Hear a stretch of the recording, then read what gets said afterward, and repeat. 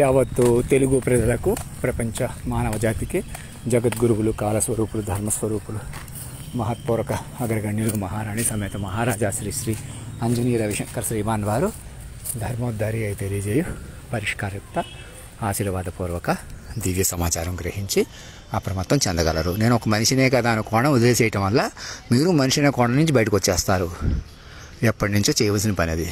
యావత్ మానవ జాతి నేను మనిషిని కాదు, ఒక దివ్యాత్మలో భాగంగా ఉన్నాను, వాక్ రూపంలో భాగంగా ఉన్నానని చెప్పుకోవడం వింటాం వస్తుందన్నమాట. తర్వాత చెప్పుకోవచ్చు, ముందు గొడవలా చూడమన్నారు, పక్కనే ఉంచేయమన్నారు. అంత పర్సనాలిటీ మీ పర్సనాలిటీ మీరు చెప్పుకుని వినే కొలిది డెవలప్ అవుతుంది. నా బదులు ఎవరినో కూర్చోబెడదాం, ఏదో చేద్దామనే ఆలోచన కూడా మీకు భౌతిక కోణం ఉండిపోద్ది. నన్నే వాక్ రూపంలో పట్టుకోవాలి. అందుకే నేను మాయతో కలిసి ఉన్నాను. నన్ను మాయ వల్ల నన్ను పట్టుకోలేకపోతున్నారు. నేను తగ్గిపోతుంటే తగ్గించేస్తున్నారు. నా కోసం మిమ్మల్ని మీరు తగ్గించేసుకుంటున్నారు, ఇంకోళ్ళు తగ్గించేసుకుంటున్నారు. అలా వైరస్ మొత్తం పెరిగిపోయింది. అందుకే పోనీ మీరు వెలిగిపోతారా? మీరు బలంగా ఉన్నవాళ్ళు మీ చేతిలో ఉందనుకుంటున్నారా? లేదు, మీరు గాలిలో దీపాలన్నమాట. రెప్పపాటు మీరు కాదు. ముందు ఇది నోట్ చేసుకోండి.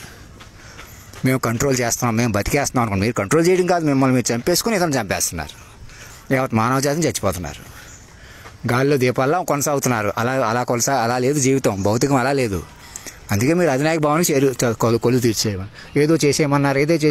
ఎవరు చెప్తున్నారు? మధ్యవర్తులు, బ్రోకర్లాగా. సరదాకైనా సీరియస్కైనా నా మాట వినండి. నన్ను అధికారిక బాధ్యతగా డీల్ చేయండి. గవర్నర్ నుంచి ఈమెయిల్ వచ్చేలా చేయండి.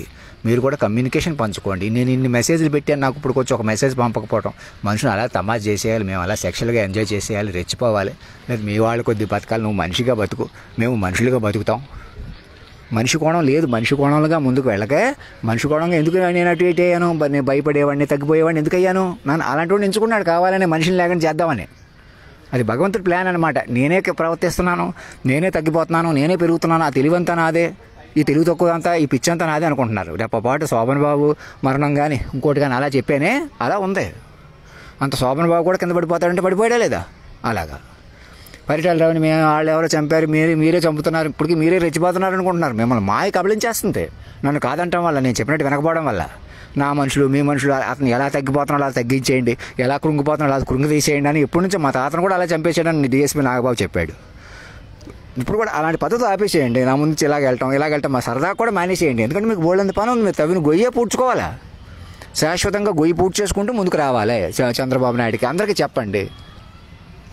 వాక్ విశ్వరూప కాలస్వరూపాన్ని ఒకసారి నన్ను ముందు మీరు అధినాయక భవన్ సరెండర్ అయిపోవడంలో ఏ ఇబ్బంది లేదు. లీగల్గా ఎటువంటి అబ్స్ట్రక్షన్ లేదు.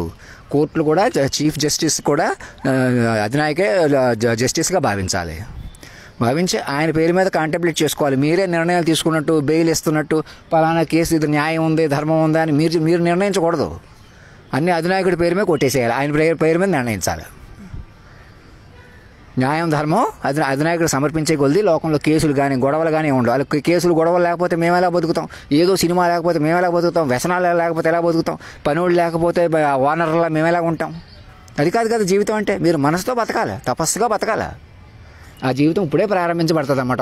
ఒక సామాన్యుల్లో ఉన్న దేవుణ్ణి కాపాడుకోవటమే నిజమైన రక్షణ అన్నమాట. మీకు ఆడెవడో పెద్దోడు కాదు, కండలు తిరిగిపోయినోడు కాదు, గుండెలు ఉన్నోడు కాదు, మామూలు మనిషే కదా. ఈడు మోసం చేసేస్తున్నాడు ఇక్కడ పడుకుని. ఈడ కాఫీలు తాగి చచ్చిపోదాం అనుకుంటున్నాడు, అతి కాఫీలు తాగేసి. ఇలా మీకు కనపడుతున్నవాడిని మీరు వదిలేసేయటి బట్టి ఏదో మనుషుల కొద్దీ తమాషా చేయటం. ఇప్పుడు కూడా నాతో మాట్లాడకుండా మనసులతో మాటలు చేయమని తమాషా చేసేయమన్నారు. ఎవరు తమాషా చేసేవాడు? ఎవడు? మీరెవరు? ఏకకాలంలో మీరు చెప్పుకోవాల్సి ఉన్నాయి. ఆ పాటలోకి వెళ్ళాలి, ఆ మీనింగ్స్లోకి వెళ్ళాలి. రోజుకు 10 పేజీలు 15 పేజెస్ రాయాలి, చెప్పుకోవాలి, వినాలి.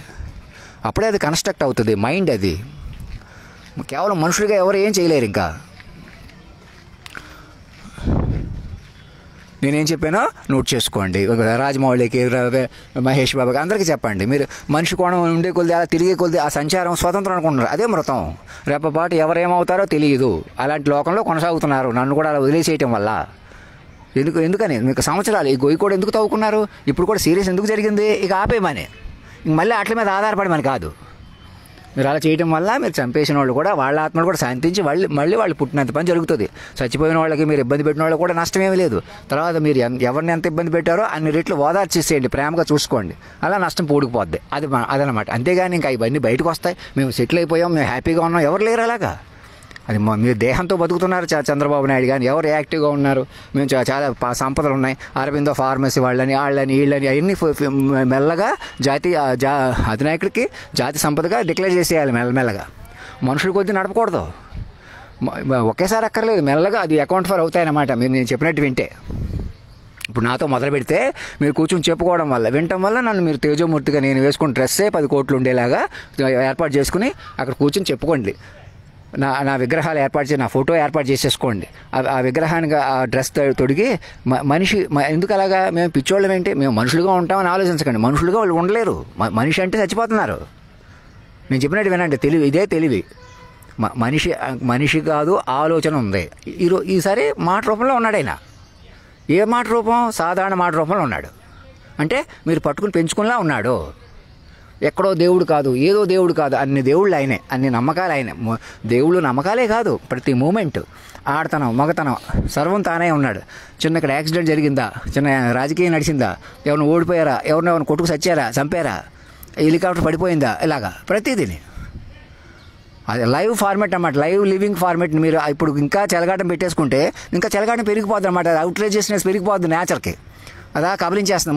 ముందు మా వాళ్ళని చంపుతున్నట్టు, మమ్మల్ని అవమానిస్తున్నట్టు ఉంటుంది. తర్వాత అదా రైజ్ అయిపోద్ది అన్నమాట. మీరు బయటికి తీసుకురాలేని పరిస్థితి పెంచుకునే కొద్ది. నేను ఎవరికో ఒకళ్ళు గొడవలాగా, ఇద్దరు గొడవలాగా చెప్పుకునేది కాదు కదా. ఇక నన్ను మనిషి కూడా వదిలేసేయండి. మీరు ఎక్కడోళ్ళు అక్కడ సరిదిద్దేసుకోండి. అలా సరెండర్ అయిపోండి. ప్రతి ఊళ్ళో తెలుగు రాష్ట్రాలు రెండును ఒకడు గొడవలాగా, ఈడే గొడవ చేసేటని ధనరాజ్ మీద, సురేష్ మీద మర్డర్ కేసు పెట్టానే అనుకోండి, లేదా సూర్యకుమార్ మీద మా తాతను చంపించేసిందని మర్డర్ కేసు పెడితే ఏమొస్తుంది? ఆవిడ కూడా మారిపోలే చేయండి. ఎక్కడోళ్ళు అక్కడ. పోనీ మర్డర్ కేసు పెట్టేసాం, వాళ్ళకి కేసు వేసాం, మళ్ళీ అలా గొడవలు ఉంటాయి. మీరు గొడవలు ఉండేలా చూసుకోండి. మనకు డబ్బులు వచ్చేలాగా, పేరు వచ్చేలాగా ఉండాలన్నట్టు ఉంటాయన్నమాట. అది మృతం.